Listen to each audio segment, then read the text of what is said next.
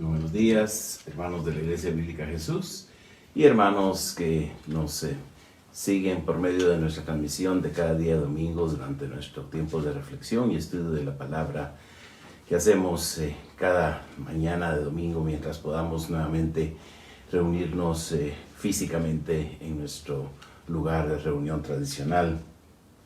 Damos gracias a Dios por una primera semana transcurrida del mes de enero, ya una semana completa. Estamos hoy en el segundo domingo de enero y podemos ir viendo cómo el Señor ha ido ayudando, abriendo oportunidades, guiando y dirigiendo en nuestros nuevos proyectos, empresas, actividades, propuestas que tenemos a cada principio de año. Y esperamos en el Señor que así Él continúe bendiciendo y guiando nuestras vidas a medida que estamos avanzando día a día. Un año se hace de día a día y cada día podemos recordar las palabras de Lamentaciones que dice que sus misericordias son nuevas cada mañana. Así que bienvenidos a este tiempo de reflexión. Retomamos ahora nuestro estudio del libro de los Hechos que interrumpimos durante el periodo de Adviento y de principio de año. Y nos toca hoy abordar el capítulo 6 en su segunda parte. Y estaremos considerándolo juntamente con el capítulo 7 del libro de los Hechos. Básicamente, esta sección nos habla de la historia de Esteban. Aparte de la referencia a Esteban en el capítulo 6 del libro de los Hechos y en el capítulo 7, y la historia relacionada con él, no hay ninguna otra mención de Esteban a lo largo del texto de las Escrituras. Realmente es alguien quien aparece cuando se escoge a aquellos 7 servidores, aquellos 7 hombres de entre los judíos de origen griego, quienes habrían de servir las mesas debido al conflicto que se dio, como nos narra el capítulo 6 en sus primeros versículos. Fue escogido Esteban y no solamente se le escoge, sino que resalta, sale por encima de todos los demás por su carácter, particularmente por su fuerza espiritual. Se le describe como un hombre lleno del Espíritu Santo y de sabiduría cuando se hace referencia a él. En términos generales, todos aquellos eran varones que tenían que tener buen testimonio lleno del Espíritu Santo y de sabiduría, pero cuando se menciona a Esteban particularmente, se recalca el hecho de que él era un hombre lleno de fe y del Espíritu Santo. No es que los otros no tuvieran esta característica, que debería ser una característica de todo creyente, pero de una forma muy particular resaltan en la vida de aquel individuo, de Esteban, a quien se le menciona de una manera peculiar y particular. La historia de Esteban nos ayuda a ver dos ángulos, o la podemos ver desde dos ángulos.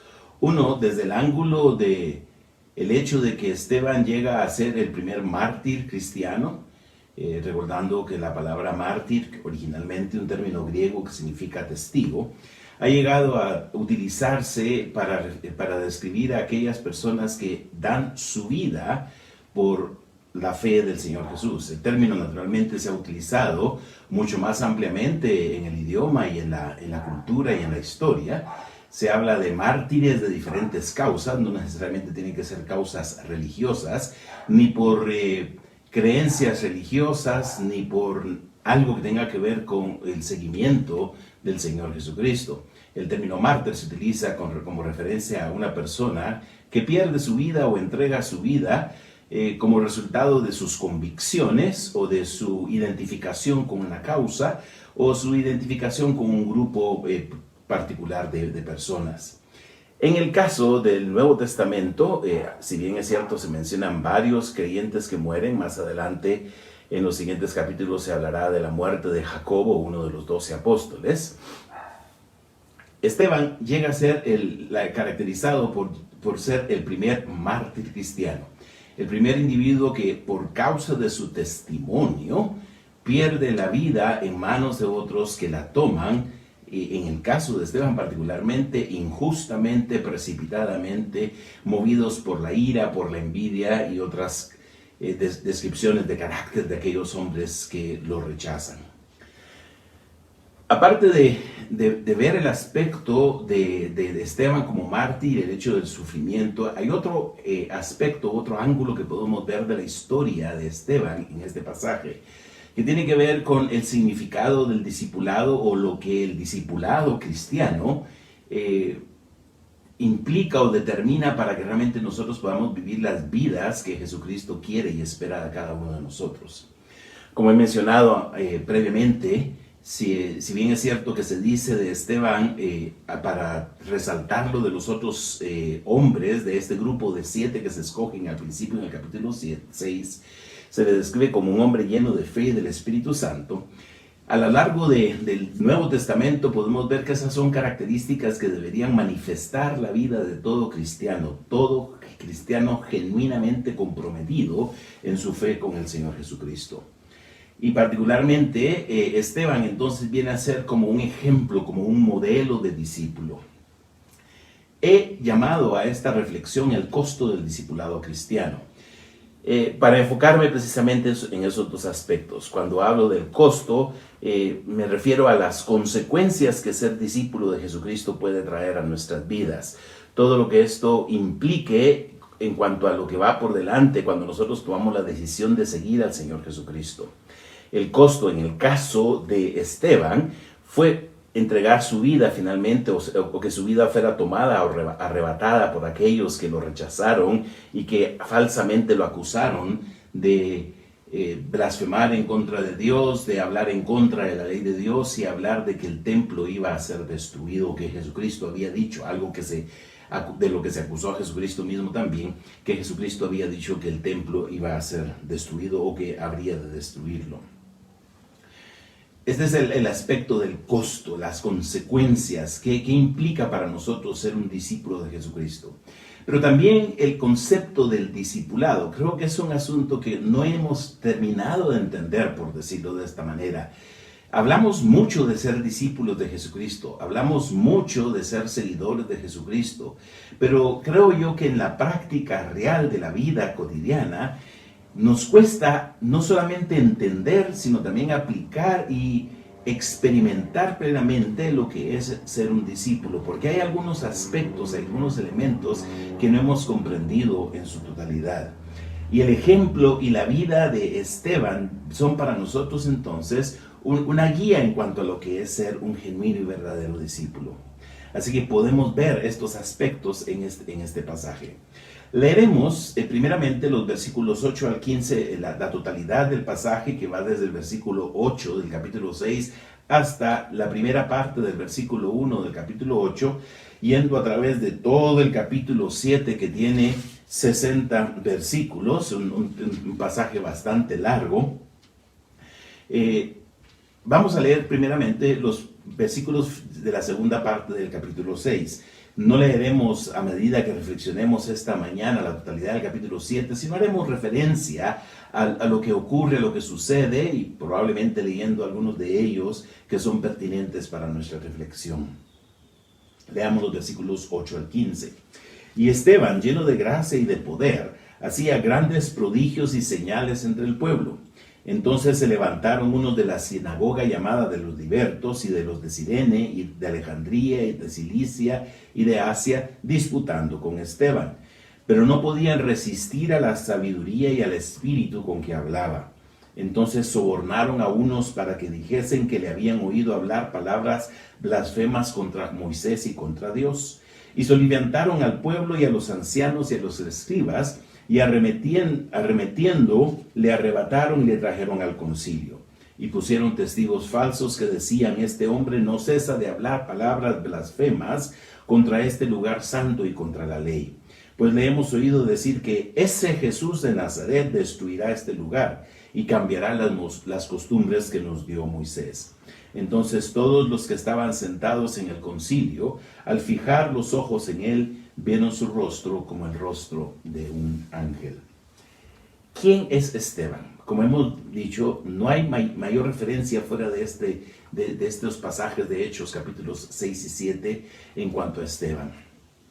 Pero hay algunos detalles que podemos obtener del hecho de que de su nombre, del hecho de que es parte del grupo de los helenistas o de los judíos de origen griego, es decir, que habían nacido y crecido en la dispersión y que en algún momento habían emigrado a la tierra de Palestina. También por la manera como se expresa más adelante en el capítulo 7 y su conocimiento amplio y detallado de la historia, de la historia de Israel y del texto bíblico, que no solamente cita de memoria, concatenando una serie de versículos de una manera repetitiva, sino analizándolos seriamente y dando su interpretación y su explicación para aplicarlo a la situación que se estaba viviendo en ese momento. Esteban nos refleja un hombre que era conocedor de las Escrituras. El hecho mismo de que en los versículos 9 y en adelante se diga que quienes se levantaron en contra de la predicación, el ministerio y el trabajo de Esteban fueron individuos dependiendo de la interpretación que se haga, hay tres posibles acercamientos a interpretar las referencias a estos lugares y a estos individuos, ya sea que se refiera a dos grupos de sinagogas o a 4 sinagogas distintas o a 5 sinagogas distintas ubicadas en la ciudad de Jerusalén. Pero el hecho de que se levantaran en contra de él individuos de estas sinagogas, probablemente intérpretes, rabinos, individuos conocedores de las Escrituras, significa que Esteban era alguien que había conversado probablemente con ellos, que había discutido, y lo que ellos no aceptan es la interpretación y explicación que Esteban está haciendo de las Escrituras cuando está predicando el Evangelio. En el versículo 8 se nos dice que Esteban, lleno de gracia y de poder, hacía grandes prodigios y señales entre el pueblo. No se hace referencia directamente a su predicación. De hecho, incluso se ha comentado de que no se ve a Esteban sirviendo mesas, algo para lo cual había sido seleccionado en el capítulo 6, sino que tenemos aquí a Esteban desarrollando un papel y un ministerio paralelo y similar al ministerio que los apóstoles estaban haciendo. Podemos ver entonces que en el caso de Esteban, el hecho de haber sido escogido, seleccionado para servir las mesas de las viudas y de otros quienes que día a día eran atendidos por la iglesia, el hecho de que Esteban no se limitara a esto demuestra realmente la convicción de su fe. Él no era un simple cristiano que fue escogido para realizar una tarea de segunda categoría, por decirlo así, ¿no? Y todo servicio cristiano nunca puede catalogarse de esa manera, como de segunda categoría, sino que más bien podemos decir que un cristiano que es un genuino discípulo y que es conocedor y está entrenado y capacitado para predicar el Evangelio y es utilizado por el Espíritu de Dios de maneras increíblemente grandes, como podemos ver aquí, nunca va a ver el servicio a los demás como una tarea secundaria y menor, sino que más bien él gozosamente aceptó el haber sido escogido y seleccionado entre aquel grupo de 7 cristianos que posteriormente se les llega a llamar los primeros 7 diáconos. Lo que podemos ver entonces aquí es que Esteban era un hombre entrenado, conocedor, sabedor de la palabra, y era un hombre que por la llenura del Espíritu Santo compartía el testimonio del Jesucristo en quien él había llegado a creer y había llegado a entender que era el cumplimiento de las promesas de Dios para el pueblo de Israel al enviar al Mesías, al Salvador de la humanidad. Así que, por la oposición particular que tiene de estos individuos de posiblemente 5 diferentes sinagogas, como mencionaba, dependiendo de la manera como se interprete este pasaje, podría hacer referencia a individuos de 2 sinagogas distintas, de 4 sinagogas distintas o de hasta 5 sinagogas distintas en la ciudad de Jerusalén. De hecho, hay evidencias arqueológicas de diferentes lugares que podrían haber sido sinagogas precisamente en la ciudad de Jerusalén. Pero se particulariza no solamente a individuos miembros de las sinagogas de diferentes lugares, y de hecho todos estos procedentes de de la diáspora de lo que procedía Esteban, sino también un grupo en particular de los libertos que probablemente se refiere a judíos que en algún momento habían sido llevados como esclavos a Roma, que habían sido liberados y que después habían retornado y habían formado una sinagoga en común para con ellos. Estos individuos se levantan en contra del ministerio y la predicación de Esteban y hacen referencia precisamente a algunas cosas que a ellos les disgustaban, porque como dice el versículo 10, no podían resistir a la sabiduría y al espíritu con que hablaba.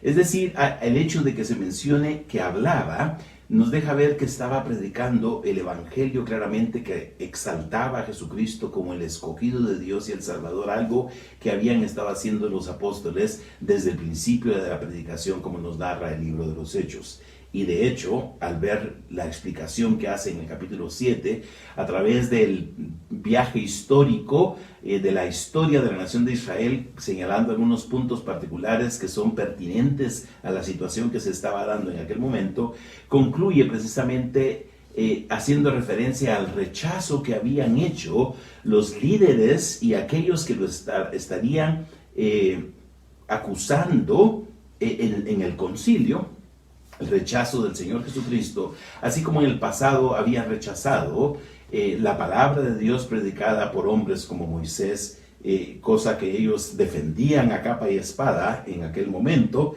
pero que la historia del Antiguo Testamento manifiesta claramente un corazón rebelde, obstinado en contra de Dios, y lo que va a señalar Esteban es precisamente esa condición espiritual que como humanos tenemos con frecuencia, de no reconocer nuestro propio pecado, sino que más bien hacer galas de una relación que tenemos con Dios establecida o basada sobre la base de estructuras tradicionales que nosotros hemos creado para nosotros mismos sin reconocer realmente el mensaje genuino y verdadero de lo que Dios tiene para nosotros por medio del Evangelio.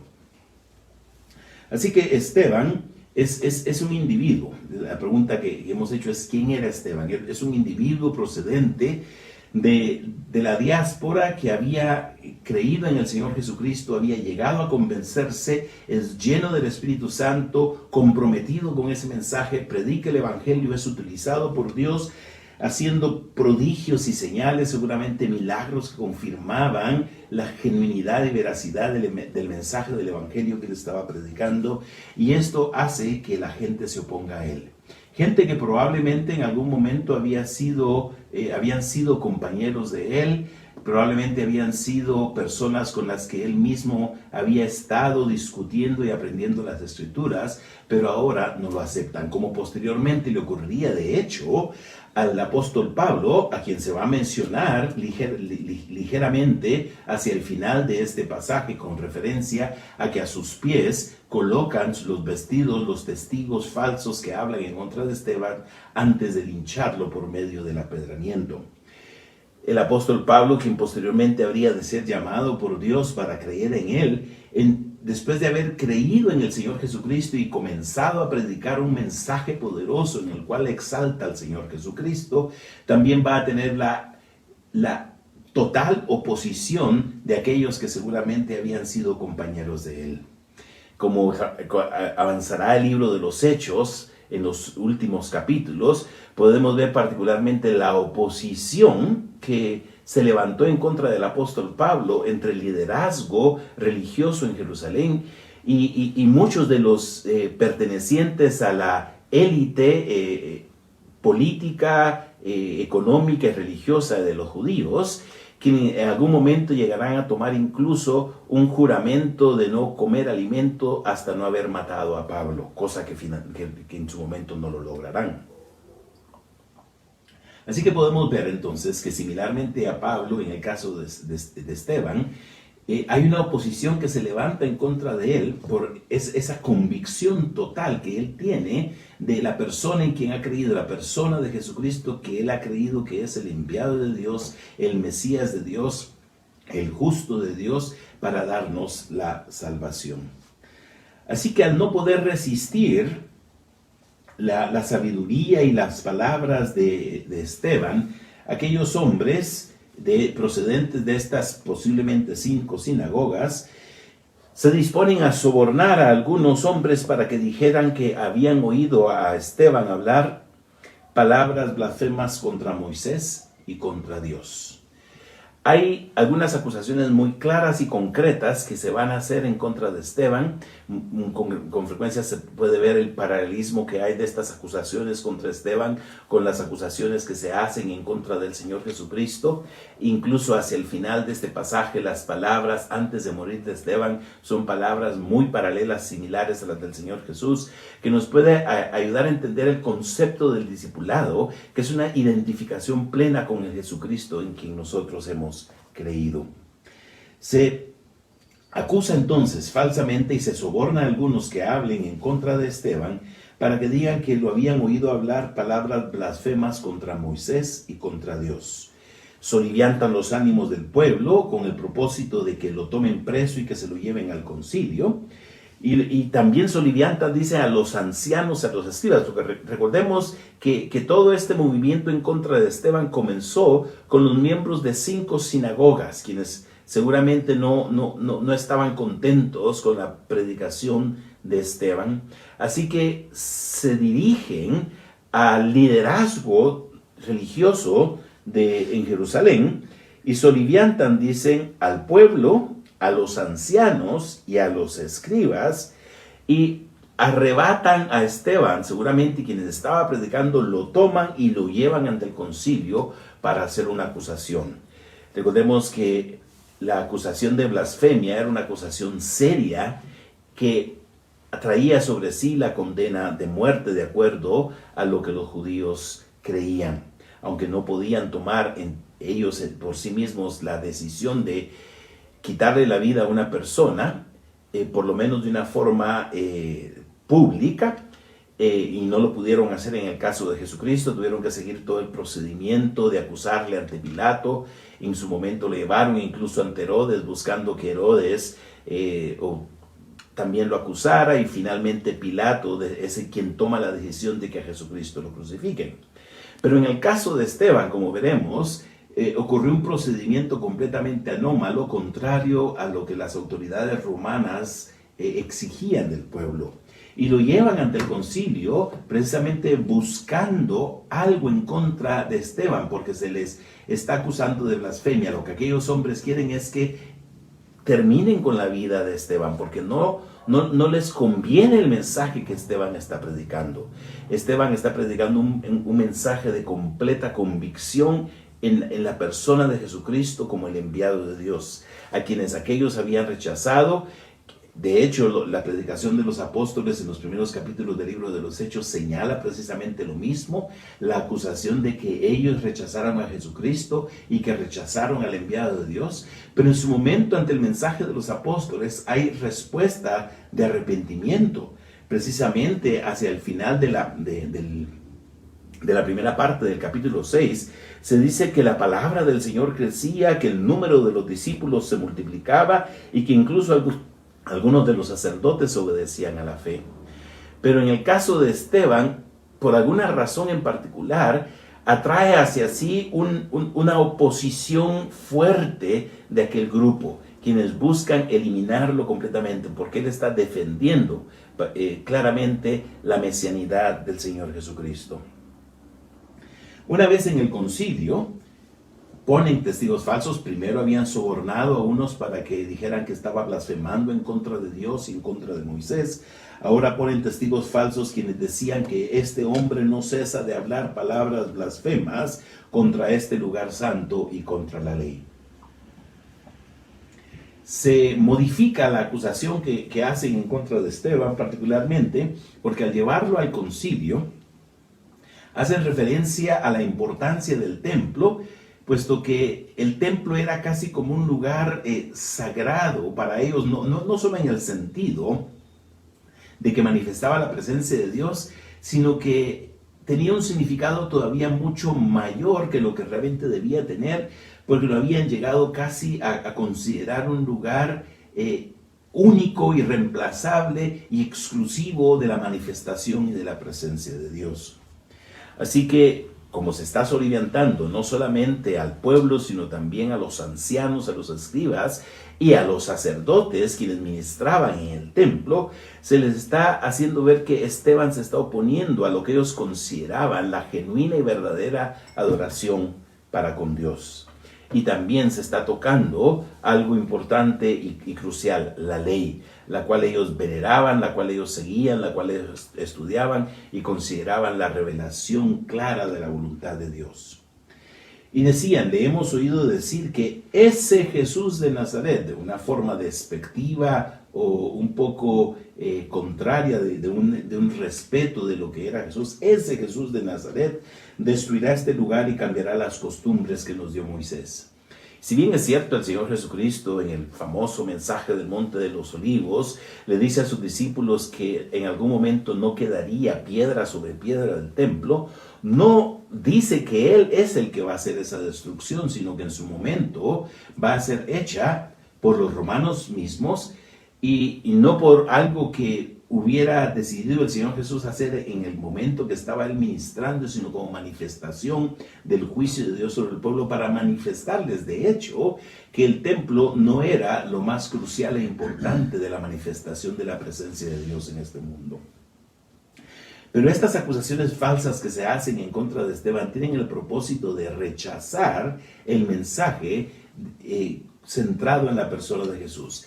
Enfocarlo en estos aspectos que podríamos llamar sensibles en la religiosidad judía del primer siglo, lo que hacen entonces es desviar la atención de la persona de Jesucristo hacia aspectos de la religión propia que van a provocar ira y van a provocar un rechazo en contra de Esteban. Continúa diciendo que todos los que estaban sentados en el concilio, al fijar los ojos en Esteban, vieron su rostro como el rostro de un ángel. No sabemos exactamente a qué se refiere esto, pero el punto claro es que ellos reconocen algo especial, algo distinto. Podríamos nosotros preguntarnos qué entendían ellos como el rostro de un ángel. El rostro de un ángel probablemente reflejaba o significaba para ellos el hecho de un ser especial, un ser santo, un ser extraordinario. Tal era la identificación de Esteban con Jesucristo en su manifestación del mensaje de él, en la convicción de quién era Jesucristo, que casi podríamos decir que está reflejando él mismo a Jesús. Y si bien es cierto, ellos interpretaron esto como un rostro de un ángel, casi podríamos decir que el Señor Jesucristo se estaba manifestando a través de Esteban, porque Esteban estaba claramente anunciando el mensaje del Evangelio. Así que el sumo sacerdote le dice a Esteban, ¿es esto así? ¿Son estas acusaciones ciertas? Y realmente Esteban no responde ni un sí ni un no, sino que responderá con una narración histórica, con un paso histórico de la vida de Israel y del llamado de Dios a la nación de Israel, del llamado de Dios a Abraham, a sus hijos Isaac y Jacob, posteriormente haciendo referencia a la historia de José y cómo Dios lleva al pueblo a Egipto y cómo levanta en Egipto a Moisés, a quien en su momento escogido por Dios lo rechazan, y a este Moisés que Dios utiliza para que el pueblo sea rescatado y salvado y llevado para darles la ley, pero que en su momento también lo rechazan cuando le piden a Aarón que les construya un becerro de oro, manifestando ese corazón idolátrico que hay en ellos, rechazando la revelación genuina de Dios. Son introducidos a la tierra y la historia al final, como la va a señalar Esteban, concluye a manifestar la dureza del corazón. Hacia los versículos finales de este repaso histórico, Esteban dice que Dios, en el versículo 42, se apartó de ellos y los entregó a que rindiesen culto al ejército del cielo, como está escrito en el libro de los profetas. ¿Acaso me ofrecisteis víctimas y sacrificio en el desierto por 40 años, casa de Israel? Antes bien llevasteis el tabernáculo de Moloc y la estrella de vuestro dios Renfán, figuras que os hicisteis para adorarlas, os transportaré pues más allá de Babilonia. El punto de lo que Esteban quiere decir es que, si bien es cierto, ellos tuvieron el templo que había sido construido por Salomón, anteriormente a este había estado también el tabernáculo, y podríamos decir que en varios lugares la presencia de Dios se había manifestado a lo largo de la historia del pueblo de Israel, no solo en un lugar particular, es decir, la presencia y manifestación de Dios no se limitaban a un lugar concreto y exclusivo. Dice Esteban en el versículo 44, tuvieron nuestros padres el tabernáculo del testimonio en el desierto, como había ordenado Dios cuando dijo a Moisés que lo hiciese conforme al modelo que había visto, el cual, recibido a su vez por nuestros padres, lo introdujeron con Josué al tomar posesión de la tierra de los gentiles, a los cuales Dios arrojó de la presencia de nuestros padres hasta los días de David. Este halló gracia delante de Dios y pidió proveer tabernáculo para el Dios de Jacob. Mas Salomón le edificó casa, si bien el Altísimo no habita en templos hechos de mano, como dice el profeta. El cielo es mi trono y la tierra es el estrado de mis pies. ¿Qué casa me edificaréis, dice el Señor, o cuál es el lugar de mi reposo? ¿No hizo mi mano todas estas cosas? Al hacer esta aclaración entonces de que Dios se había manifestado en su presencia y su manifestación primero en el tabernáculo y luego en el templo, pero aclarando las palabras que precisamente también Salomón dijo cuando se inauguró el primer templo, que Dios no cabía, no podía ser contenido en el templo, pero en su gracia y misericordia había decidido manifestar su presencia en aquel templo. Dios no habitaba en casas hechas de mano. No es un rechazo al templo como tal, pero es una indicación del hecho de que Dios no se limita a manifestarse en un lugar concreto y particular. Entonces viene Esteban y les señala su pecado a aquellos. Dice, duros de cerviz e incircuncisos de corazón y oídos. Vosotros resistís siempre al Espíritu como vuestros padres, así también vosotros. ¿A cuál de los profetas no persiguieron vuestros padres y mataron a los que anunciaron de antemano la venida del justo, de quien vosotros ahora habéis sido entregadores y matadores? Vosotros que recibisteis la ley por disposición de ángeles y no la guardasteis.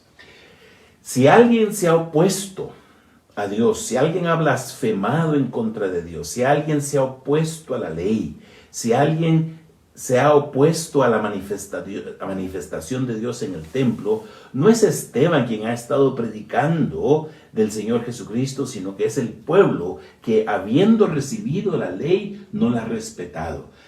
El pueblo que, habiendo oído y aprendido de Dios, ha blasfemado en contra de él por medio de sus idolatrías. El pueblo que, teniendo el templo, en vez de adorar al Dios que se manifiesta en el templo, ha idolatrado el edificio y lo ha colocado por encima del Dios que se ha manifestado allí. Es precisamente esto lo que les dice entonces Esteban: duros de cerviz e incircuncisos de corazón y de oídos. Vosotros resistís al Espíritu Santo como vuestros padres, así también vosotros. Estamos preguntándonos sobre dos aspectos que podemos evidenciar y entender de Esteban en el tema del costo del discipulado cristiano.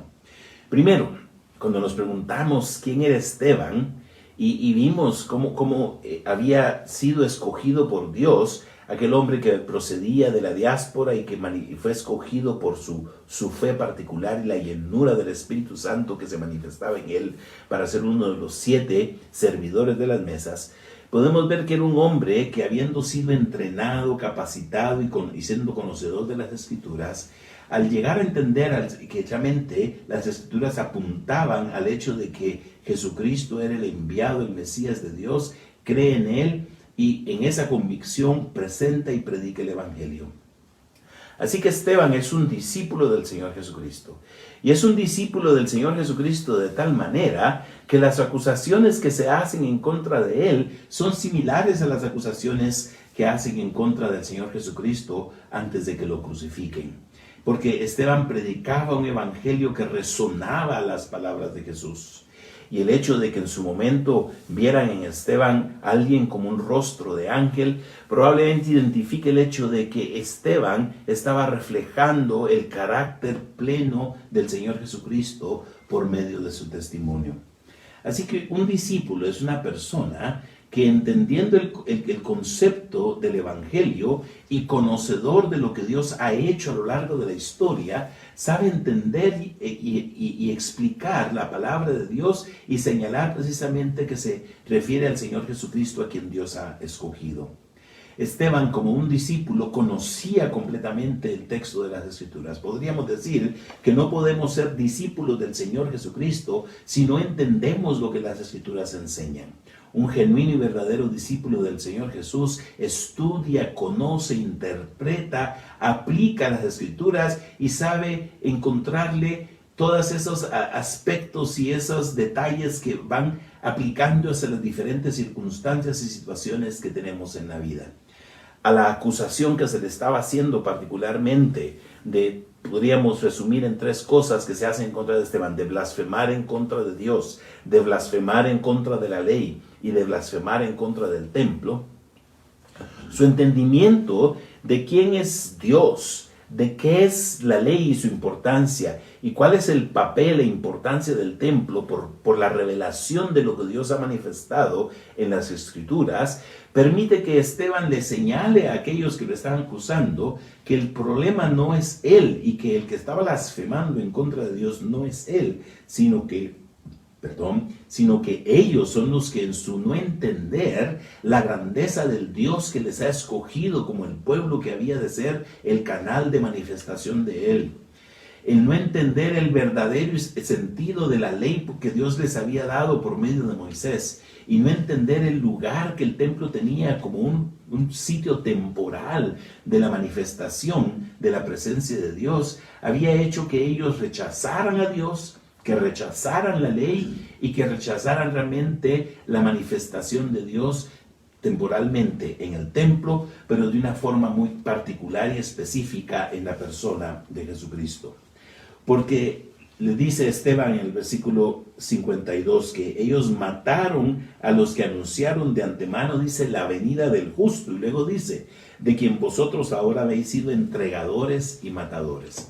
Este justo, quien es la manifestación misma de Dios en medio de los hombres, el Señor Jesucristo, fue rechazado por aquellos que estaban acusando a Esteban de blasfemos. Ellos habían realmente rechazado, al rechazar a Jesucristo, habían rechazado al Dios del que estaban acusando a Esteban, que estaba blasfemando en contra de él. Así que Esteban, por medio de su comprensión y explicación del texto de las Escrituras, como un discípulo que conoce y entiende su fe y que sabe explicar el mensaje del Evangelio, como el apóstol Pedro más adelante dirá en su primera carta, en el capítulo 3, versículo 13, que los hermanos, dice, deben estar preparados para presentar razón de la esperanza que hay en ellos. En el versículo 15 del capítulo 3 nos dice Pedro así en su primera carta: sino santificad a Dios el Señor en vuestros corazones y estad siempre preparados para presentar defensa con mansedumbre y reverencia ante todo el que os demande razón de la esperanza que hay en vosotros. Y Esteban fue un ejemplo de ese tipo de discípulo que está preparado para presentar defensa cuando le demandan razón. Se lo estaba acusando de blasfemia contra Dios, contra la ley y contra el templo, y él, en su comprensión del texto de las Escrituras, su comprensión de quién era Jesucristo y su comprensión del Dios que se había manifestado, sabe explicar y voltearles, por decir así, esto a aquellos y señalarles que el problema no está en él, sino que el problema está en ellos. Como discípulos del Señor Jesucristo, nosotros tenemos que hacer ver a aquellas personas que no han creído en el Señor Jesús que la necesidad espiritual está en ellos, porque ellos necesitan reconocer y aceptar que Jesucristo es el Hijo de Dios. Naturalmente, la reacción de aquellos fue contraria. Dice el versículo 54 que oyendo estas cosas se enfurecían en sus corazones y crujían los dientes contra él. Es una expresión fuerte de la reacción que tuvieron aquellos por lo que Esteban les estaba diciendo. Las palabras de Esteban producen en ellos un enojo y una ira incontenible, al punto de que enceguecidos por ese celo que tenían, se dirigen en contra de Esteban y lo llevan como una turba linchadora fuera del concilio para precisamente lincharlo por medio del apedreamiento. Dicen, pero Esteban, lleno del Espíritu Santo, puesto los ojos en el cielo, vio la gloria de Dios y a Jesús que estaba a la diestra de Dios. Y dijo, he aquí que veo los cielos abiertos y al Hijo del Hombre que está a la diestra de Dios. Entonces ellos, dando grandes voces, se taparon los oídos, en señal de que habían oído blasfemia, y arremetieron a una contra él, y echándole fuera de la ciudad le apedrearon, y los testigos pusieron sus ropas a los pies de un joven que se llamaba Saulo. Aquí podemos ver las consecuencias del discipulado. En el caso de Esteban, las consecuencias del discipulado fueron extremas, porque el rechazo fue tal en contra de la predicación del Evangelio que aquellos no aceptaron lo que Esteban les estaba proclamando, que hizo que arremetieran en contra de él. La visión que tiene Esteban en aquel momento, una manifestación, podríamos decir, especial de Dios, de consuelo y fortaleza, que hace ver cómo la presencia de Dios está con sus hijos en momentos de dificultad y en momentos precisamente en los cuales ellos están viviendo fielmente y firmemente su discipulado cristiano, permite que Esteban pueda presenciar de una forma tipo visión la manifestación del Señor Jesucristo en apoyo a él. Ha habido varias maneras de explicar el hecho de que el Señor Jesucristo literalmente está parado a la diestra de Dios, no sentado, que es la manera como usualmente se describe el hecho de que Jesucristo está sentado a la diestra de Dios, esperando que sus enemigos sean puestos por el estrado de sus pies. En este caso, el Señor Jesucristo, Esteban ve al Señor Jesucristo parado a la diestra de Dios. Algunos han interpretado esto posiblemente como una manera en que podría describirse el que el Señor Jesucristo está dándole la bienvenida a Esteban en este momento justo antes del martirio. Otros han descrito que probablemente vemos a Jesucristo intercediendo por Esteban y ejerciendo su papel de sumo sacerdote por Esteban. Y otras varias maneras de explicar esto describen el hecho de que Jesucristo está atento, que está pendiente de lo que vive aquel hombre que está experimentando dificultad y las consecuencias de ser un genuino y verdadero discípulo. La lección que podríamos nosotros sacar para nosotros es que el Señor Jesucristo siempre está pendiente, siempre está a las puertas de la manifestación de todas las circunstancias que nosotros vivimos. Podemos decir que es alguien que nos acompaña en medio de la dificultad, porque Él mira y Él sabe lo que estamos viviendo. Después de aquellas palabras, aquellos se ven todavía exacerbados aún más y lo llevan afuera y comienzan a apedrearlo. Se dice que quienes estaban apedreándolo primeramente son los testigos, aquellos testigos falsos que particulariza Lucas al escribir este libro de los Hechos de esta manera, colocaron sus ropas a los pies de un joven que se llamaba Saulo. La descripción de esto es que, según las disposiciones, los primeros que debían lanzar las piedras en un apedreamiento eran aquellos que habían ofrecido testimonio en contra del condenado.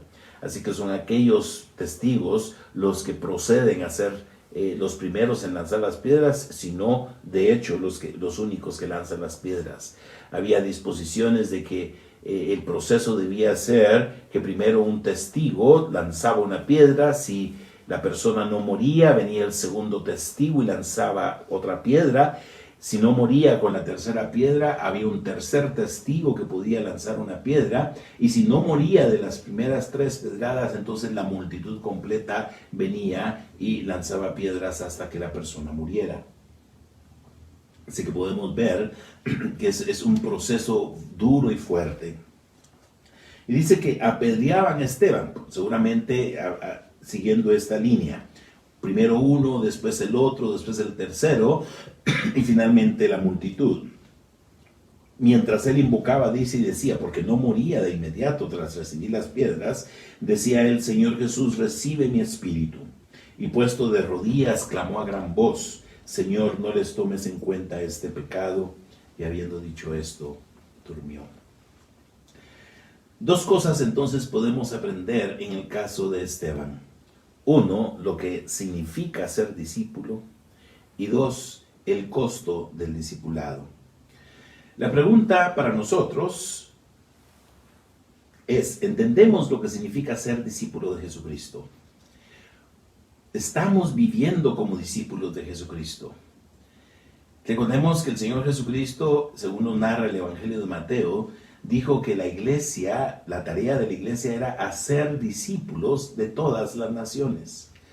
Así que la vida del cristiano no es simplemente la de una confesión de fe externa o la identificación con un movimiento simplemente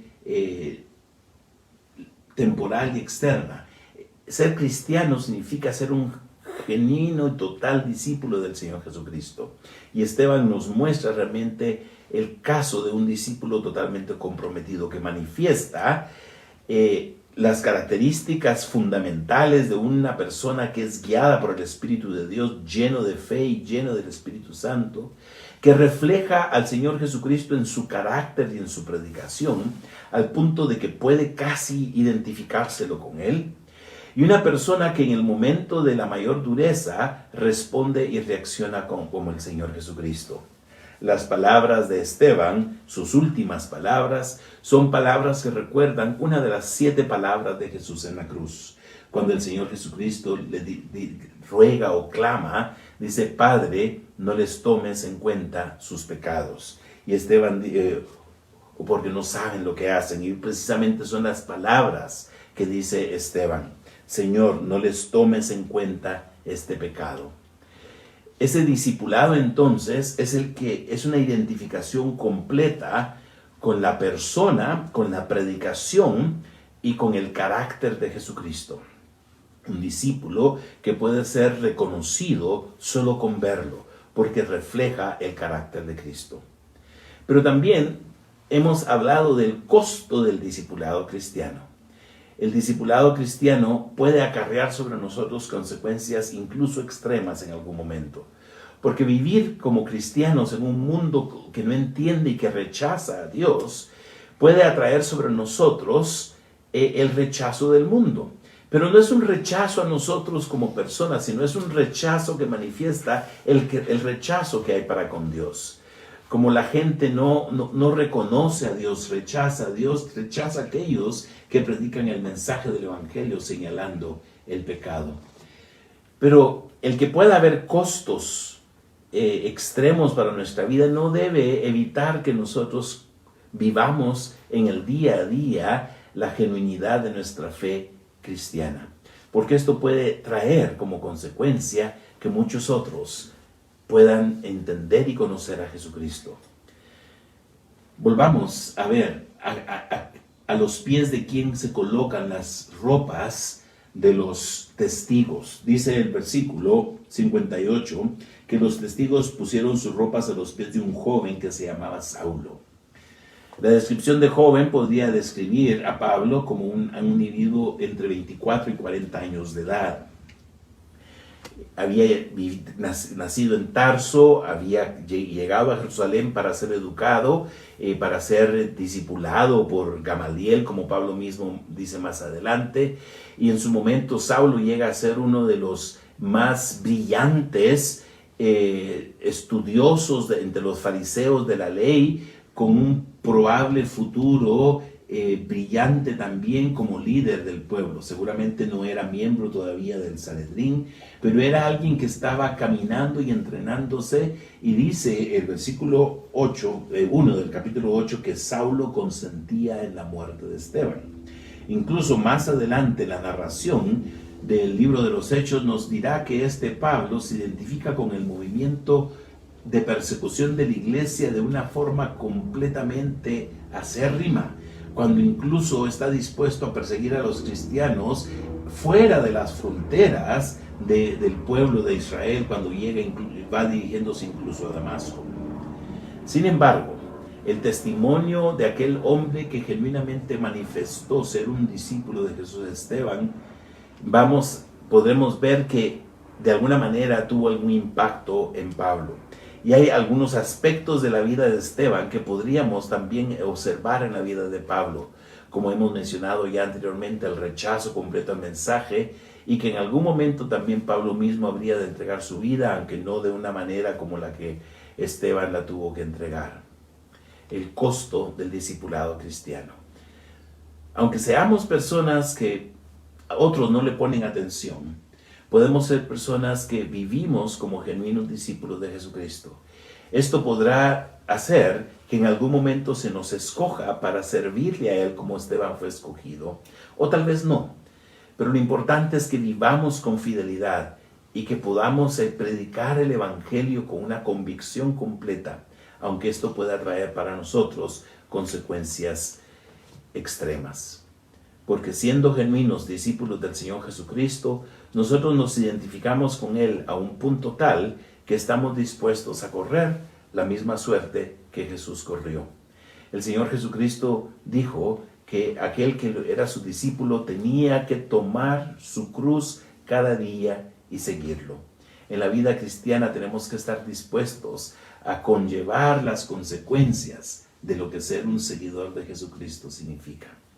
Somos discípulos del Señor Jesús y estamos dispuestos a vivir las consecuencias de ese discipulado hasta las causas, hasta los puntos más extremos. Que el Señor nos bendiga, nos ayude a entender y comprender adecuadamente lo que es un genuino y verdadero discípulo. Que crezcamos en esa fe, que compartamos esa fe con otros y que nuestra vida pueda ser un testimonio y reflejo de lo que el Señor Jesucristo es. Que podamos compartir con otros su amor y su gracia, aunque esto pueda traer sobre nosotros consecuencias no agradables. Que tengan un bendecido domingo. Con la ayuda del Señor nos vemos la próxima semana.